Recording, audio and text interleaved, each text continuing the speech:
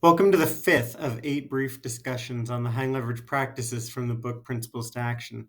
This is practice number 5, pose purposeful questions. In this session, we will do what we've been doing similar to all the other videos. Define the teaching practice 5 of the Principles to Action, consider the best practices for teachers, and connect practice 5 to the Danielson framework for teaching.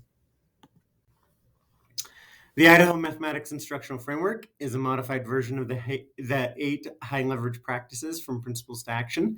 If you'd like to read through each of these high leverage practices, please pause the video and do so.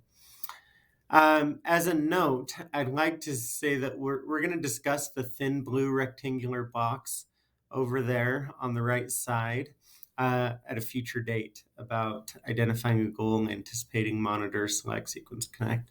That's another concept we're going to talk about later. Like understanding the other practices, it's important to recognize how purposeful questions is part of the bigger idea of facilitating meaningful mathematical discourse. Purposeful questions will help the mathematical discourse among students engage. It'll help them progress and manifest some of the other practices. Like in the other videos, I'd like you to take a moment to read the description from this book. This is from Instructional Leadership in Mathematics Education. As you read this, consider how this practice is more than just questions the teacher asks. Go ahead and pause the video and read the description.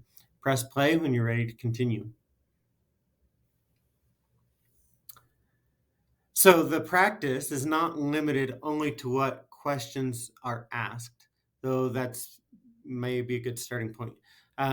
Purposeful questions and the responses to those questions should also give the students a position of competency and understanding. I really like how Charlotte Danielson's framework is directly in line with how we want teachers to pose questions in the math classroom. So we're going to discuss this a lot from the Danielson framework lens. So here are the proficient and the distinguished attributes from the last slide. I just zoomed them in a little bit and cut them. If you'd like to take a few minutes and read some of these attributes, keep in mind what we've talked about previously about thinking and mimicking. Often we can get into questions and see that students are mimicking, not necessarily thinking. So go ahead and pause the video and read through some of these. Press play when you're ready to continue. I don't feel like we need to continue to reiterate this topic a lot. Teachers should be posing questions and responding to questions in a way that helps students better understand and justify their conclusions. A lot of these, it's not just about what questions the teacher asks, it's about the culture or the environment that the teacher is posing questions and that the students are posing questions as they have opportunities to justify, to collaborate, to generate new ideas. All of that is more about a culture and an environment of questions, not just looking at the teacher and seeing what questions they ask. So this diagram, I've shown you a diagram like this before. This comes from Instructional Leadership in Mathematics Education. This shows the progression of facilitating meaningful discourse from teacher-centered into student-centered. You can pause the video and read through this progression, and then press play when you're ready to continue. I know there's a lot here. It may be helpful.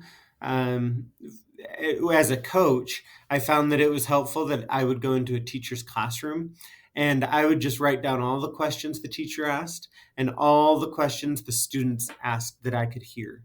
And then I would give them this chart or a chart similar to this and let them reflect. So they would have the list of questions they'd asked that I'd heard their students ask, and then they could look at this and then they could make connections and see where they might be able to improve. It's important as a teacher that they see an accurate reality. that especially when we talk about questions and the questions they're asking, that they can see the reality, because a lot of times it's hard as a teacher, a lot's happening and you're responding a lot to what the teachers are, or what the students are saying and asking. And so it's hard for a teacher to really understand if they're posing purposeful questions, or if they've unless they're really intentional about it, of what were the questions, what were my responses to the questions, and were they in a way that students could continue their thinking.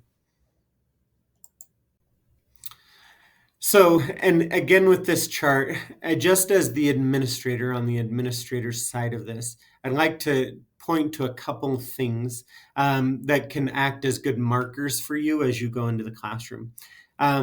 First, if you look at the making progress, it says let's see, teacher gathers data during the investigation, but appears to rely on volunteers during the discussion.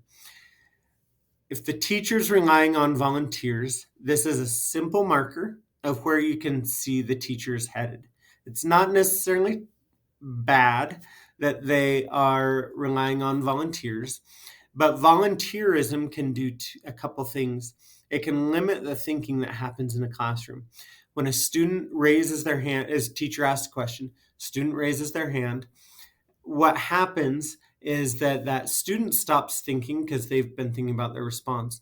But more than that, other students see that the student raised their hand and said, oh, I'm out of time. That student's going to answer. The teacher's going to call on that person because they volunteered, et cetera, et cetera. And so that thinking that would have been happening stops as students start raising their hands because they have an answer. I have a son. He was in second or third grade. I asked him about his math class. He said, I'm not very good at math. I said, what are you talking about? Why aren't you good at math? He said, the teacher will ask a question and I'm still thinking about the question and somebody's hand will go up, or, several kids' hands will go up. And then I don't have time to think. And so I'm not very good at math because I can't think of it real quick. And that was teaching him that, hey, to be good at math, you got to be real fast. You don't have time to think. It's got to be a gut response. And that's not what we want in students in their math. We want them to think deeply.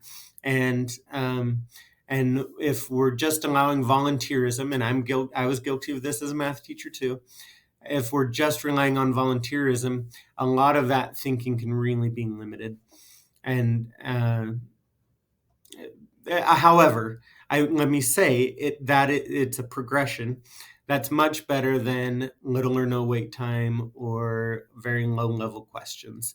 At least allowing the students to volunteer is a step in the right direction.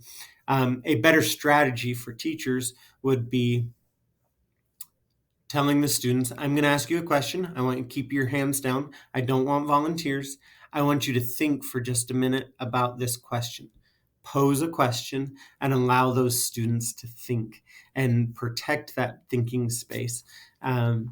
So that's the first marker, is the volunteerism, and how they're asking that.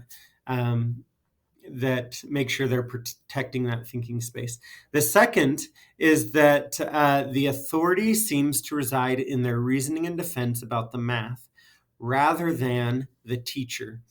Often, and this is traditional, we've seen teachers as the content experts. They're going to tell me if it's right or not because they know a lot more than me. And I love this concept of the student can have the authority of knowing that an answer is right, or that a problem is they have a valid solution, because they can accurately reason and defend it. And that a teacher can then just acknowledge and celebrate the thinking, and that's great thinking. That's a great thought. I hadn't thought of it that way, but the way you made it, way you described it, that makes sense. That the teacher's not the holder of all the authority. And again, that comes to how the teacher is responding to students. If a student's saying, is that right? Well, Give me your thinking. Tell me why you think it might be right or why it might be wrong. I know students can get frustrated with this, but it's a valuable skill for them to have and to know that they can have that authority as they're able to reason and defend their math. I'm wrapping up this discussion. I know it's a short discussion. Questioning and the response to questioning plays an integral role in the classroom. I showed you this chart earlier. A teacher or a group of teachers could spend an entire year studying, refining, building a culture of questioning if they feel that it's a weakness, or if you feel like it's a weakness and they don't think it's weakness. Questioning and implementing tasks, which was practice number 2. Really being intentional on those two things, the tasks we give them and then the questions that support those, can really develop powerful thinking classrooms. And that will help so much of all this other stuff come together. Those two things of, have we thought about the questions we're going to ask, how we're going to respond, and do we have strong tasks that will support those concepts?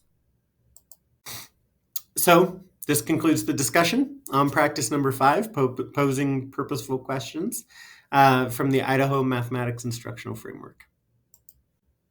As a reminder, this is our process for administrators in the Accelerated Learning Program. I made previously a few adjustments. You're going to receive this video in February. It's January for me because I'm creating it right now. But you'll receive this in February. In February, we'll be asynchronous, and we will meet again in March and do some instructional walkthroughs.